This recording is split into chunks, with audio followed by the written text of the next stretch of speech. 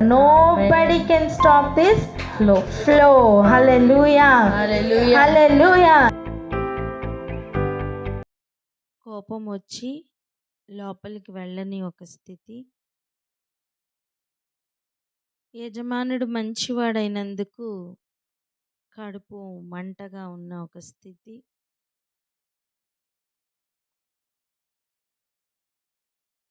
ఇంకా అడవి గాడిదగా ఉండి పట్టణ కోలాహలం నచ్చక, కట్లు తెంపబడక ఉన్న స్థితిని ఇంతవరకు మనం చూసాం.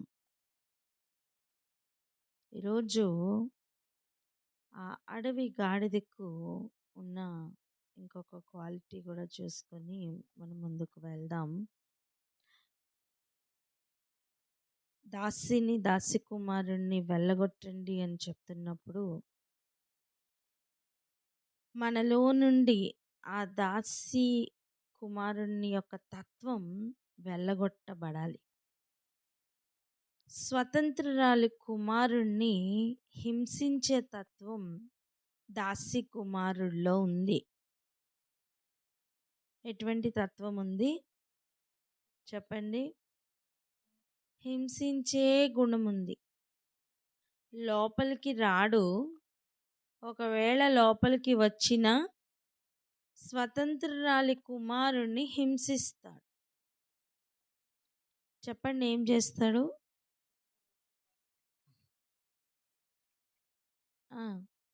స్వతంత్రురాలి కుమారుణ్ణి హింసిస్తాడు. ఆ స్వభావం ఇంచుమించు ఎటువంటిదంటే, యోబు గ్రంథం 39వ అధ్యాయం 8వ వచనం చదువుదాం.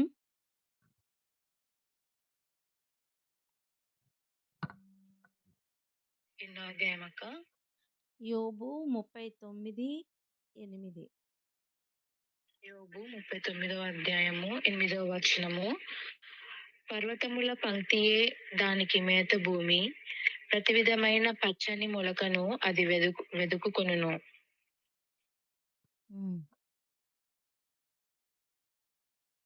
పర్వతముల మీద ఉన్న ఆహారం, పర్వతముల మీద మేత మేస్తూ ఈ అడవి గాడిద చేస్తున్న పని ఏంటి? ప్రతి పచ్చని మొలకను అది వెతుక్కుకొనును. పచ్చని మొలకలే దానికి కావాలి, పచ్చని మొలకలు కావాలి. దాని స్వభావం ఆలోచించండి. ప్రతి పచ్చని మొలకలు కావాలి. మొలక రాగానే తుంచుకొని తింటుంటే దాని స్వభావం అర్థమైందా? అంటే ఎవరిని మొలక కూడా వెయ్యనివ్వడు. ఆదిలోనే మొలక వేస్తున్నప్పుడే కించపరచడం, హింసించడం, బాధ పెట్టడం, ఇలా చేయడం వల్ల ఏం జరుగుతుంది? ప్రాక్టికల్గా మాట్లాడుకుందామా? చనిపోయి తిరిగి వచ్చి పశ్చాత్తాపంతో ఆయన సన్నిధిలో ఉండాలని ఆశపడుతున్న సమయం, ఈ అడవి గాడిద స్వభావం కలిగిన ఈ వాగ్దాన పుత్రులను, వాగ్దాన సంతానమైన స్వతంత్రురాలి కుమారులను హింసిస్తున్న మనస్సు కలిగిన ఈ అడవి గాడిద స్వభావం కలిగిన వాళ్ళు పచ్చటి మొలకను ఎలా అయితే తినివేస్తారో, ఆ మొదటి ఆశను, ఆ మొదటి ప్రేమను, ఆ మొదటి రియల్ బడ్డింగ్ స్టేజ్లో ఉన్న ఆ బిడ్డలను అలా తినివేసిన అనుభవంలోకి వెళ్తారు. అంటే వీరు చేసిన పనుల వల్ల వాళ్ళు ఆ మొలక వేస్తున్న వాళ్ళు విసిగిపోతారు. బాధపడతారు. ఎంతమందికి అర్థమవుతుంది? ఉమ్. ఆలోచన చేద్దాం, ఈరోజు ప్రార్థన చేద్దాం. అప్పుడే మొలకెత్తుతున్న వారి వలె ఉన్న పిల్లలను మోషేని కాపాడుకున్న మిరియాముల వలె. హల్లెలూయా.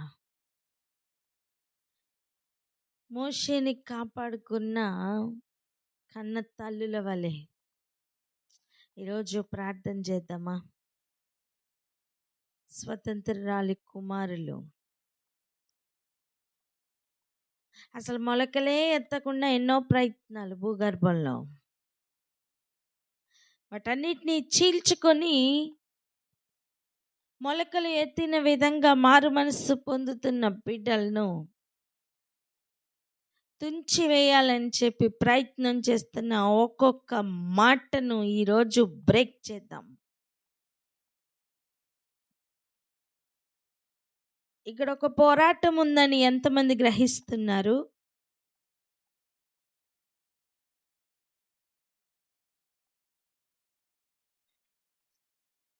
ప్రార్థన చేద్దామా? అవసరత ఉంది ఇక్కడ ప్రార్థన చేయడానికి.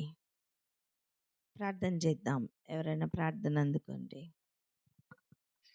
స్తోత్రం పరిశుద్ధుడా గొప్ప దేవ మహోన్నతమైన తండ్రి, వందనములు స్తోత్రములు. నేను ఉదయకాల సమయం ముందు మాతో మాట్లాడుతున్న మా గొప్ప దేవ వందనములు స్తోత్రములు తండ్రి. నాయన యేసయ్య, అయా నీ చిత్తానుసారముగా తండ్రి, అయా తండ్రి నాయన ప్రభువా తండ్రి నాయన యేసయ్య, మరలా ప్రభువా తండ్రి నాయన యేసయ్య తండ్రి, నీళ్ళు చిగురిస్తున్నటువంటి ఆ కొత్త మొలకలను ప్రభువా తండ్రి ఎదగకుండా తండ్రి నాయన యేసయ్య తండ్రి, ఇదిగో ప్రభువా అయా మొదటలోనే తండ్రి నాయన ప్రభువా మొగ్గ స్థితిలోనే తండ్రి మొలక స్థితిలోనే ప్రభువా తినివేస్తున్నటువంటి విషయం నుంచి మాకు తెలియపరుస్తూ, అయా అటువంటి స్థితిగతులలో నుంచి ప్రభువా తండ్రి నాయన ఏ రీతిగా మీరు ప్రభువా మోషేను ప్రభువా తండ్రి అవునయ్యా తల్లుల చేత ప్రభు కాపాడడానికి అయా తండ్రి నాయన మీ చిత్తము తండ్రి నాయన యేసయ్య మీరు నిర్మించుకొని ప్రభువా తండ్రి నాయన మోషే విషయంలో ప్రభు నీ కృప చూపిన రీతిగా నా దేవ అయా మరలా తండ్రి నాయన యేసయ్య ప్రభువా అయా తండ్రి నాయన యేసయ్య తండ్రి మొలకెత్తుతున్నటువంటి స్థితిలో ఉన్న ప్రతి ఒక్క అయా తండ్రి నాయన యేసయ్య స్థితిగతులను ప్రభు అటువంటి జీవితాలను ప్రభు తండ్రి కలిగి ఉన్నటువంటి ప్రతిదీ కూడా ప్రభు నీ చిత్తానుసారంగా తండ్రి నాయన అయ్యా నీ కృపలో భద్రపరచులాగును తండ్రి, నీ కృపలో తండ్రి నాయన మరలా జీవించులాగును ప్రభు మీరే సహాయమును దయచేయండి. అవునయ్యా తండ్రి అటువంటి స్థితిగతులు ప్రభు తండ్రి ఏదిను కూడా ప్రభు మొలక స్థితిలో ప్రభు తండ్రి నేను పోకుండా ప్రభు పుంజుకొని ప్రభు తండ్రి నేను తినడానికి సిద్ధముగా ఉన్నటువంటి ప్రతి ఒక్క అపాధి క్రియలన్నిటినీ కూడా ప్రభు మీ నామములో తండ్రి నాయన యేసయ్య ప్రభు తండ్రి నాయన తొలగిపోవును గాక తండ్రి. అయ్యా మీ కృప ప్రతి ఒక్క దానిపైన తండ్రి నాయన ఉండును గాక తండ్రి నాయన యేసయ్య. మొలక స్థితిలో ప్రభు అవును తండ్రి గ్రహించుకొని మరలా తండ్రి నాయన మొలక వేయుటకు చిగురు వేయుటకు ప్రభు తండ్రి అయ్యా మీరు కృప చూపుతుండగా తండ్రి నాటి కృపను తండ్రి నాయన కొనసాగించుకునే విధముగా ప్రభు మీరే సహాయము దయచేసి అయా తండ్రి నేను మొలక స్థితిలో ప్రభు తండ్రి నేను ఉన్నటువంటి వాటిని ప్రభు సంహరించకుండా ప్రభు అని తండ్రి నేను కాపుదల చేత అయా స్థిరపడుటకు ప్రభు మీరే కృప చూపి మీ నామాన్ని పరుచుకున్నామని యేసుక్రీస్తు నామంలో అడిగి వేడుకుంటున్నాం ప్రియ పరలోకపు తండ్రి. ఆమేన్. హల్లెలూయా. ఇప్పుడు అలా జరగడం వల్ల అక్కడ ఏం జరుగుతుంది, ఎటువంటి పరిస్థితులు, ఎటువంటి వాతావరణం అక్కడ నెలకొంటుంది, కొంచెం ప్రాక్టికల్గా మనం ఆలోచన చేద్దాం.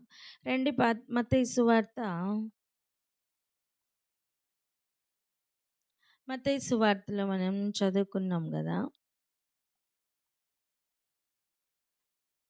యజమానుడు తన పొలంలో పని చేయడానికి తీసుకుని వస్తున్నాడు. ఎవరిని? అనేక మంది కూలివారిని. 20వ అధ్యాయం మత్తయి సువార్త 20వ అధ్యాయంకి వెళ్దాం రండి. 12వ వచనం చదువుదాం. 12వ వచనం.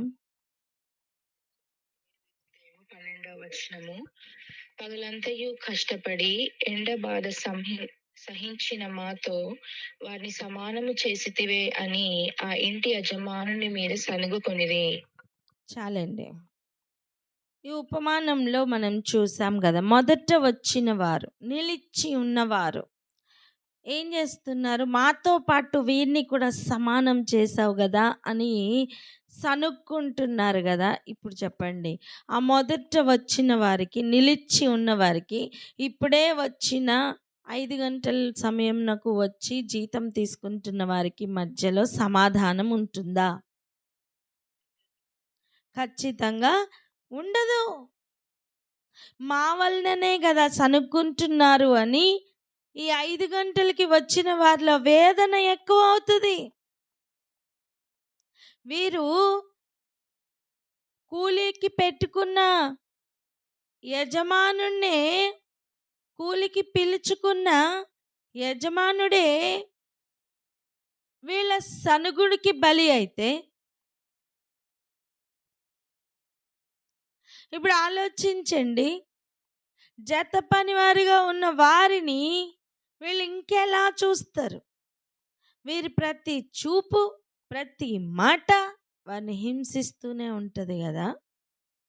స్వతంత్రురాలు కుమారుల్ని హింసిస్తున్న మనస్తత్వం అడవి గాడిదలకు ఉన్న మనస్తత్వం. ప్లీజ్ దయచేసి ఆ డేంజర్ జోన్లో ఉండకుండా జాగ్రత్త పడదాం. ప్రస్తుతం నేను నిలుచున్నాను అనుకుంటే పడిపోకుండా జాగ్రత్త పడదాం. ఇక్కడే ఆగి ప్రార్థన చేద్దామా?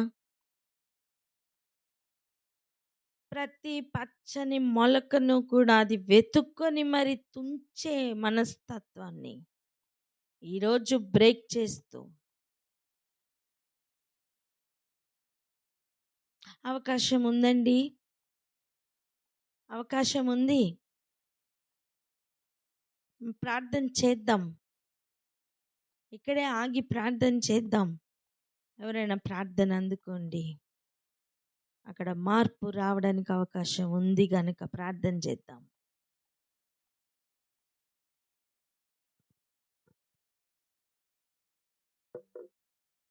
Hallelujah. Thank you, Jesus. Thank you, Father. తండ్రి స్తోత్రములయ్యా. యేసయ్యా మహోన్నతుడా, మీకే స్తుతులు స్తోత్రములు చెల్లించుకుంటున్నాం తండ్రి ప్రభువా. యేసయ్యా నా తండ్రి ప్రభువా, పగలంతా కష్టపడి ఎండబాట వహించి నా తండ్రి ప్రభువా వచ్చిన వారు, నా తండ్రి ప్రభువా యేసయ్యా ఇంటి యజమాని మీద నా తండ్రి ప్రభా వాళ్ళు నా తండ్రి ప్రభా సనిగినట్టు, నా తండ్రి కొనుక్కున్నట్టు, నా తండ్రి మేము ఇక్కడ వాక్యంలో చూస్తున్నామయ్యా. అవునయ్యా నా తండ్రి, వీరు మొదటి వచ్చిన వారు నిలిచి ఉన్నవారుగా ఉన్నారయ్యా. కానీ వారు నా తండ్రి ప్రభువా యేసయ్యా 5 గంటలకు వచ్చిన వారి మీద నా తండ్రి సమాధానము లేని స్థితిలో ఉన్నారు ప్రభువా. నా తండ్రి ప్రభా, అటువంటి మనస్తత్వం మాలో ఎవరిలో ఉండటానికి వీల్లేదు ప్రభా.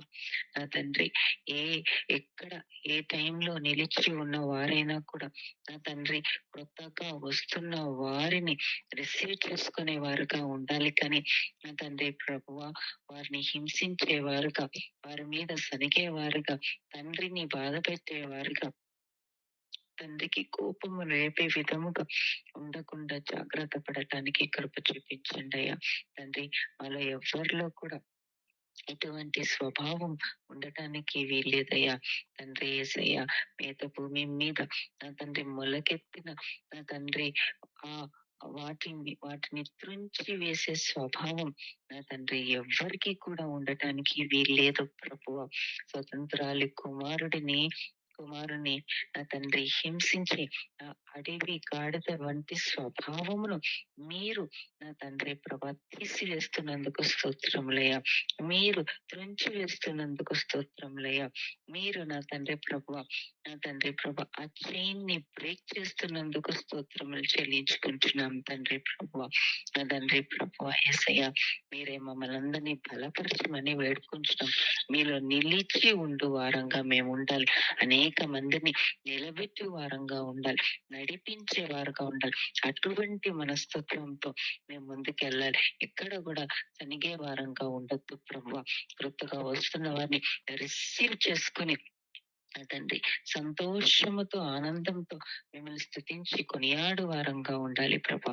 ప్రతి ఆ నెగిటివ్ నేచర్ ని మాలో కట్ చేస్తున్నందుకు స్తోత్రములయ్యా.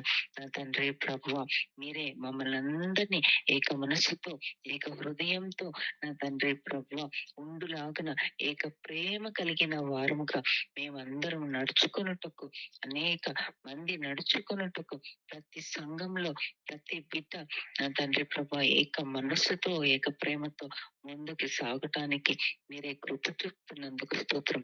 ప్రతి సంఘంలో ఉన్న ఈ అడవి గాడిదలను నా తండ్రి ప్రభా కట్ చేస్తున్నందుకు స్తోత్రం. వారి మనస్తత్వమును మారుస్తున్నందుకు స్తోత్రం. నా తండ్రి ప్రభా మేమందరము మీలో నిలిచి ఉండు వారముగా, మీలా మేమందరము మార్చబడటానికి సహాయం దయచేస్తున్న దైవమా ఇంకే వందనాలు, స్తుతులు, స్తోత్రములు చెల్లించుకుంటున్నాం ప్రభా. చిన్ని ప్రార్థన యేసయ్య అతి పరిశుద్ధ నామంలో అడిగి ప్రతిమాలి వేడుకుంటున్నాం తండ్రి. Amen, amen. Thank you Jesus. Hallelujah. ఈ మూర్ఖ స్వభావం, ఈ హింసించే స్వభావం మారడం కోసం ఒకసారి పలుకుతున్న కొన్ని మాటలు చూడండి. నయమాతీయుడైన జోఫరు ప్రత్యుత్తరం ఇస్తూ యోబు వారితో, మిగిలిన వారితో మాట్లాడుతున్న ఒక మాటను గమనిద్దాం. యోబు గ్రంథం 11వ అధ్యాయం 12వ వచనం ఒకసారి చూడండి. 12. యోబు 11వ అధ్యాయము 12వ వచనము. అయితే అడవి గాడిద పిల్ల నరుడై పుట్టిన నాటికి గాని బుద్ధిహీనుడు వివేకి కాడు. అర్థమవుతుందా? బుద్ధిహీనులు వివేకి కాడు. ఎప్పటి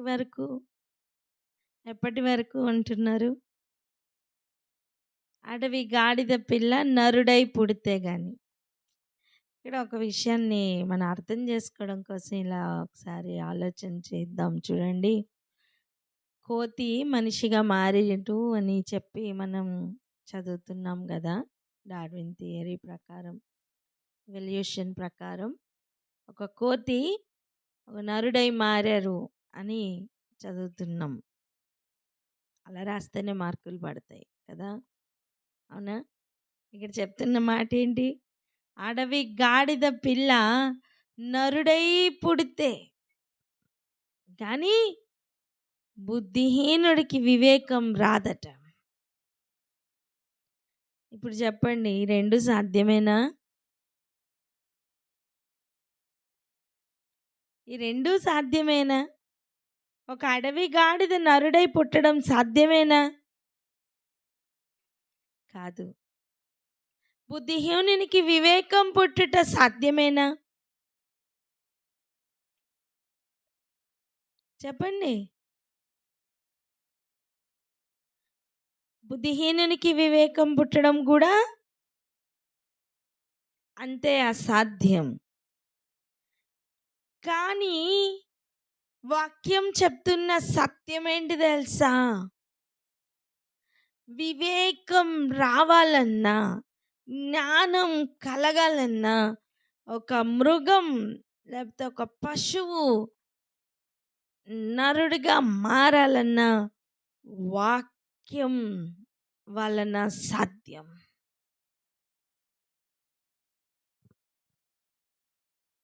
హల్లెలూయా. ఓ గంతులేస్తారనుకున్నా నేను. ఉపదేశం ఎందుకండి? బోధ ఎందుకండి? అసలు అసలు సామెతలు చదువుతున్నప్పుడే మనం ప్రతిరోజు 10 వచనాలు చదువుకుంటున్నాం కదా. ఎన్నిసార్లు వివేకం ఎలా వస్తుందని చదువుతున్నాం. వివేక సల్లాపములు గ్రహించుట మొదట్లోనే చూడండి, నీతి న్యాయ యథార్థతలను అనుసరించుట యందు బుద్ధి కుశలత ఇచ్చు ఉపదేశము నొందుటకును, బుద్ధి లేని వారికి బుద్ధి కలిగించుటకును. సామెతలు 1 అండి. యవ్వనులకు తెలివియు వివేచనయు పుట్టించుటకును తగిన సామెతలు. జ్ఞానము గలవాడు విని పాండిత్యము వృద్ధి చేసుకొనును, వివేకం కలవాడు ఆలకించి నీతి సూత్రములను సంపాదించుకొనును.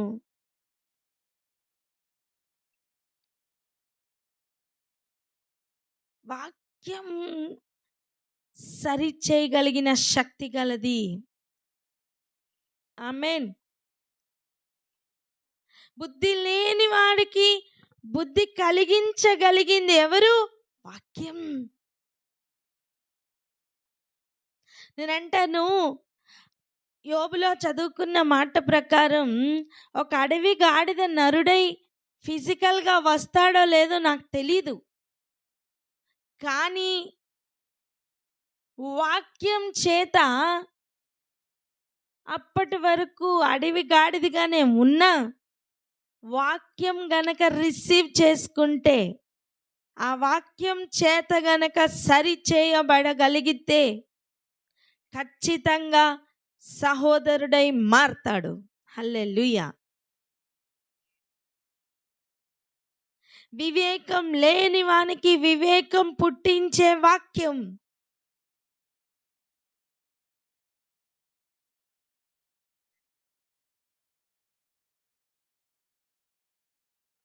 హల్లెలూయా.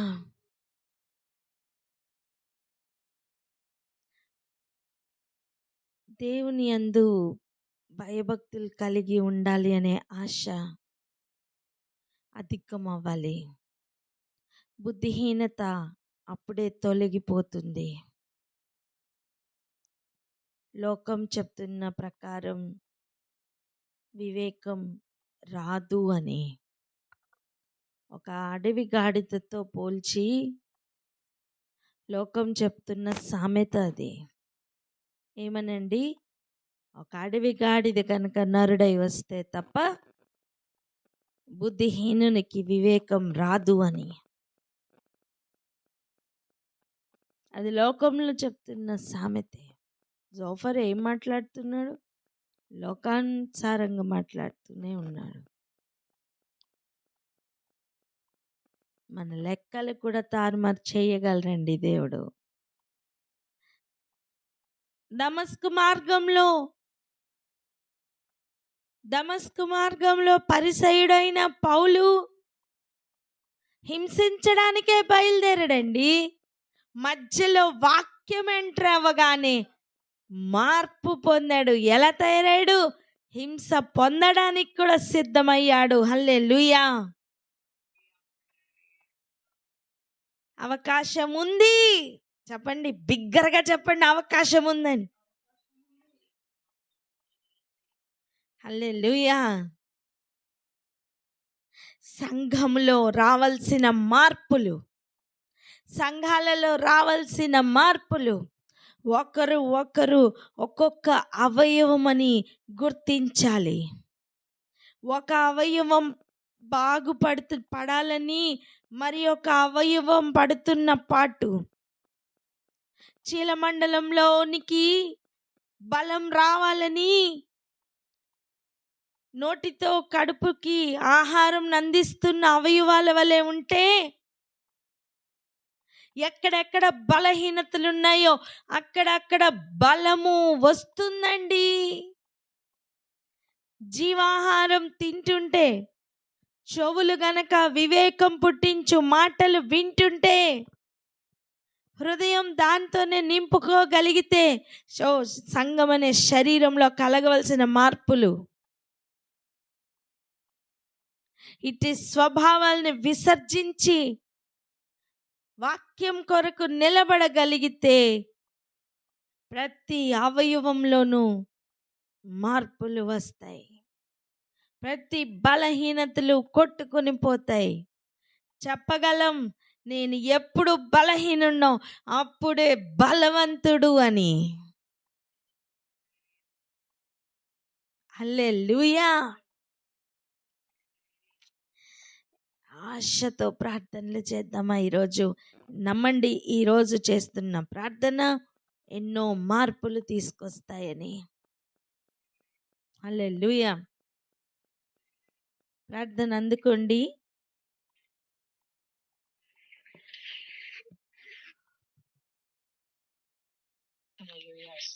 స్తోత్రం స్తోత్రం పరిశుద్ధుడా. అయ్యా, నేను లేని వారము కాక తండ్రి, ఎటువంటి బుద్ధిహీనత అయినను, ఎటువంటి సమస్య అయినను, ఈ లోకమునకి అసాధ్యంగా అనిపిస్తున్న దేనికైనను నా ప్రభువ మార్చి తండ్రి, అంగీకార యోగ్యముగా మార్చుటకు మీ వాక్యమునకు సమస్తము సాధ్యమే.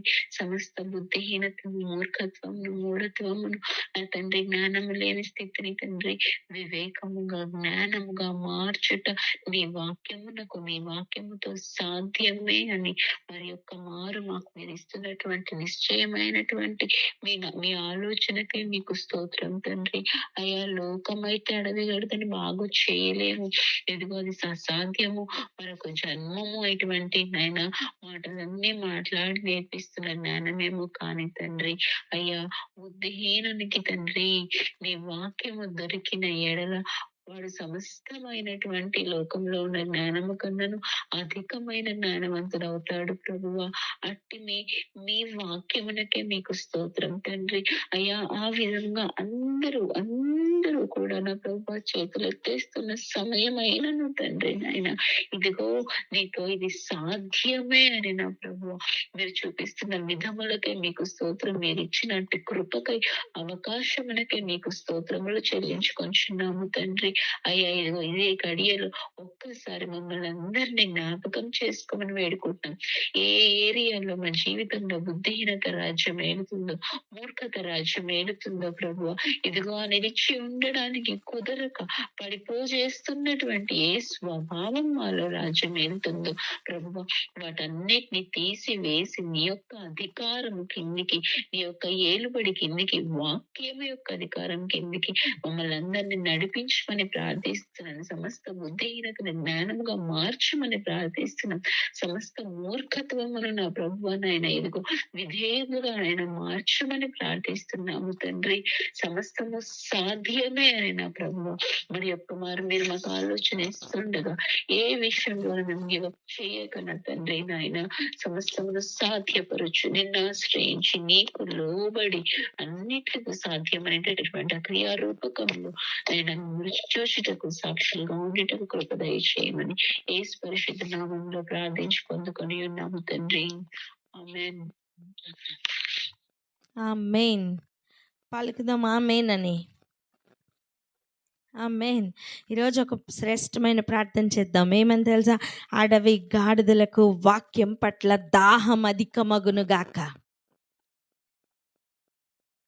హల్లెలూయా. పలకండి మాట. అడవి గాడిదలకు వాక్యం పట్ల దాహం అధికమగునుగాక.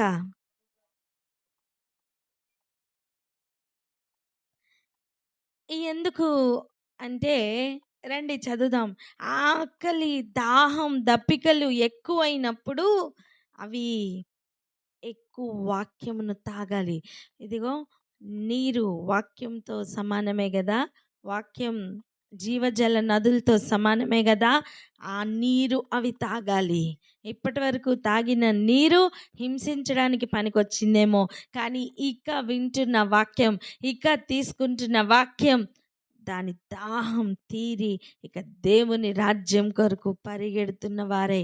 సహోదరులు ఐక్యత కలిగి ఉంటే ఎంత మేలు, ఎంత మనోహరం. హల్లెలూయా. మనం ఈ ఏరియాలో బాగా అర్థం చేసుకొని ప్రార్థించుకొని గనక మనం ముందుకు వెళ్ళగలిగితే దేవుడిస్తున్న నూతనమైన శ్రేష్టమైన ఆలోచనలు మనం పొందుకోవడానికి సిద్ధపడతాం. హల్లెలూయా. అప్పుడే మనం నిలిచి ఉండుట సాధ్యమవుతుంది. వెళ్దాం రండి. 104వ కీర్తన మొదటి నుంచి చదువుదాం. నా ప్రాణమా యెహోవాను సన్నుతించుము. చెప్దాం, నా ప్రాణమా యెహోవాను సన్నుతించుము. యెహోవా నా దేవా, నీవు అధిక ఘనత వహించిన వాడవు. ఇంకా నీ మహాత్స్యమును ప్రభావమును ధరించి ఉన్నావు.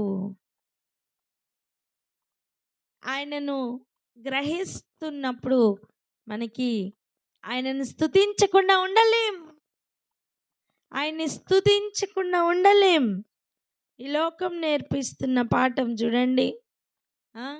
ఈ లోకంలో ఉన్న పాటలు కానీ, ఈ లోకంలో ఉన్న ఏదైనా కానీ, అల్లరితో కూడిన ఆటపాటలు కావచ్చు, సినిమాలు కావచ్చు, సీరియళ్ళు కావచ్చు, ఇక మనం ఎంటర్టైన్మెంట్ అనుకుంటున్న ప్రతిదీ కూడా ఏమి చేస్తున్నాయండి? ఒక అబ్బాయి కానీ ఒక అమ్మాయిని వర్ణించుట, ఒక అమ్మాయి కానీ ఒక అబ్బాయిని వర్ణించుట, ఇవే కదా జరుగుతున్నాయి. అవునా? నువ్వెవరిని ఇష్టపడ్డావో వాళ్ళని వర్ణించాలా? అమ్మా, నువ్వు ప్రేమిస్తున్నది నీ దేవుణ్ణి. నీ పూర్ణ ఆత్మతో, నీ పూర్ణ మనస్సుతో నువ్వు ప్రేమిస్తున్నది నీ దేవుణ్ణి. ఇక నీ దేవుణ్ణి వర్ణించు, స్తుతించకుండా ఆగగలవా? హల్లెలూయా. ఆయన వస్త్రాలు ఎలా ఉన్నాయంట? వెలుగు వలె నువ్వు వెలుగును నీవు కప్పుకొని ఉన్నావు. నీ బట్టలు, నీ వస్త్రాలు ఏంటి? వెలుగు. అర్థమేంటి? వెలుగును నువ్వు వస్త్రం వలె కప్పుకున్నావయ్యా. ఈ లోకంలో ఉన్న వాటిని వర్ణించడం మానేసి దేవాది దేవుని మహిమను గుర్తించడం ప్రారంభిద్దాం. ఆమేన్. మనల్ని మనం చూసుకోవడం మానేసి ఆయన్ని చూడడం ప్రారంభిద్దాం. ఆమేన్. అప్పుడు ఇంకా ఏ కంపారిజన్కి తావుండదు. హలో, నువ్వు ఇంకెవరిని హింసించవు. నీకు వాక్యం శ్రేష్టమై మారింది కదా. నువ్వు నిలిచి ఉన్నావు కదా. నీ తండ్రితో పాటు ఆయనకి నిలిచి ఉండి నువ్వు ఆయన మనస్సును కూడా పొందుకుంటావు. నువ్వు ఆయనతో నిలిచి ఉంటే ఆయనలాగా మారాలి కదా. ఇక ఆయనలాగా మారుతావు. నువ్వెవరిని అడ్మైర్ చేస్తున్నావు? నువ్వెవరి చిత్తాన్ని నెరవేర్చాలనుకుంటున్నావు? ఆయన చిత్తాన్ని నెరవేర్చడానికి ఆయన మీద ప్రేమ కావాలి. రెండవది, ఆయన ఎటువంటి వాడో మనకు అర్థం అవ్వాలి. No your God.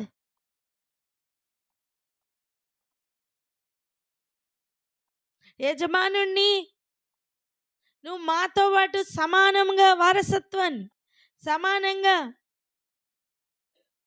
జీతాన్ని ఇస్తావా అని సనుక్కునే అనుభవంలో ఇక ఉండరండి. ఇంకొక యాంగిల్లో ఆలోచన ప్రారంభమవుతుంది. ఎలా?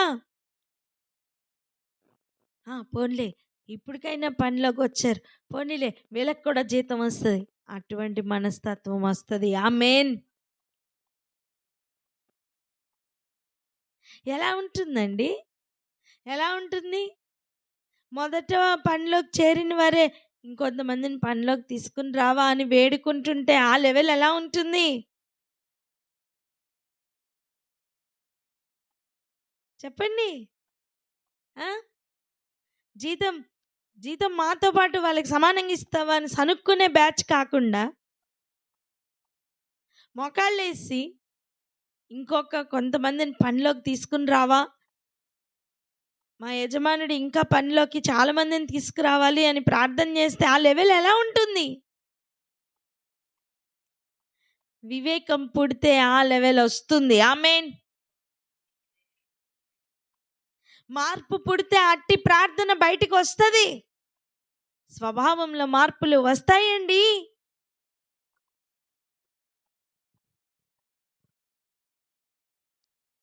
అలా చదువుకుంటూ 104వ కీర్తన చదువుకుంటూ వస్తే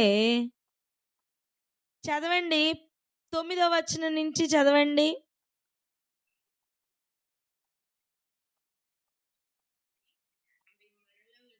వచ్చి భూమిని కప్పక ఉండునట్లు అవి దాటలేని సరిహద్దులు నీవు వాటికి నియమించితివి. ఆయన కొండ లోయలలో నీటి బుగ్గలను పుట్టించును, అవి మన్యములలో పారును. అవి అడవి జంతువులన్నిటికీ దాహమిచ్చును, వాటి వలన అడవి గాడిదలు దప్పి తీర్చుకొను. వాటి ఒడ్డున ఆకాశ పక్షులు వాసము చేయును, కొమ్మల నడుమ అవి సునాదము చేయును. తన గదులలో నుండి ఆయన కొండలకు జలధారనిచ్చును.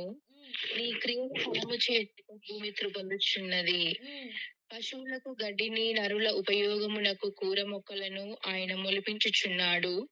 అందు మూలమున భూమిలో నుండి ఆహారమును, నరుల హృదయమును సంతోషపెట్టు ద్రాక్షారసమును, వారి మొగములకు మెరుగునిచ్చు తైలమును, నరుల హృదయమును బలపరచు ఆహారమును ఆయన పుట్టించుచున్నాడు. హల్లెలూయా, హల్లెలూయా, హల్లెలూయా. జంతువులన్నిటికీ కావలసినంత నీరు, హల్లెలూయా, ఆయనే ఇస్తున్నారు. అడవి గాడిదల దప్పిక కూడా తీరుతుందండి. ఆయన జీవజల నదుల్లో అడవి గాడిదల దప్పిక కూడా తీరిపోతుంది. ఏ అడవి గాడిదల్ని మాత్రమే ఇక్కడ హైలైట్ చేయాలి చెప్పండి? ఇంకా జంతువులు లేవా? అడవి జంతువులు అని చెప్తున్నప్పుడు ఇంక వేరే జంతువులు లేవా? ఉన్నాయి. కానీ వీటి దప్పిక తీరిన తర్వాత వీటిలో ఒక మార్పు కలుగుతుందండి. అడవి గాడిదలు నరుడై పుడితే బుద్ధిహీనుడికి వివేకం పుడుతుంది. ఇంతవరకు నువ్వు ఓర్చుకోలేక మొలకల్ని చూసి నిలిచి ఉన్న నీవు నిలబడలేక తత్తరిల్లిపోయావేమో, కష్టపడ్డావేమో. ఇదిగో ఈ వాక్యమును బట్టి, వాక్యమే నీకు ముఖ్యంగా మారడమును బట్టి, దేవుని మనస్సు నీకు అర్థం అవడమును బట్టి, ఆయన తండ్రితో నిలిచి ఉన్న నీవు నిలబడమును బట్టి, నీ దాహము తీరడం బట్టి ఇక ఎటువంటి మార్పులు కలుగుతాయి తెలుసా? నరుల హృదయం నాకు సంతోషపెట్టు ద్రాక్షరసం, తైలము అన్నీ కూడా వస్తాయమ్మా. ఎందుకు? కారణం ఏంటి? ప్రతి మొలకను వెతుక్కుంటూ తినివేస్తున్న అనుభవం ఇక ఉండదు గనక.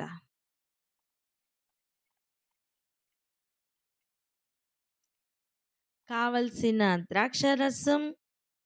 ద్రాక్షరసం కావాలంటే మొలక పోతే వస్తుందా అండి?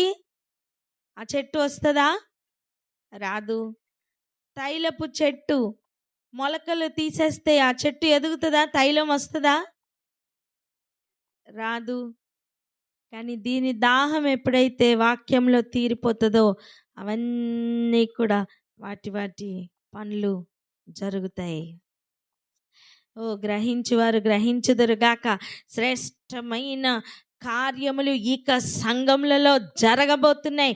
ఎవరు నమ్మినా, ఎవరు నమ్మకపోయినా, ఎవరి సిద్ధాంతాలు అడ్డుపడినా, అడ్డుపడకపోయినా దేవుని కార్యం, దేవుని వాక్యం ఎవరు ఆపలేరు. వాక్యం గర్భంలోనికి రాగానే పురుట్లోనే చంపేయమని చెప్పి 2 సంవత్సరాల కింద ఉన్న వయస్సు కలిగిన వాడిని చంపేమని ఎన్ని ఆజ్ఞలు, ఎన్ని మార్పులు, ఎంత కుతంత్రాలు, ఏవైనా యేసు ప్రభుని ఆపగలిగాయా?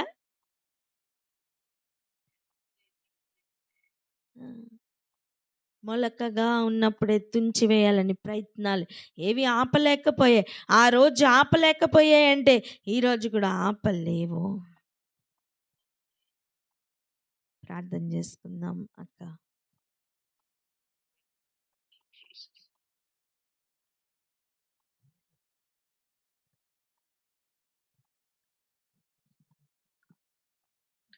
ప్రార్థన చేసుకుందామండి. దేవునిలో ఎలా నిలిచి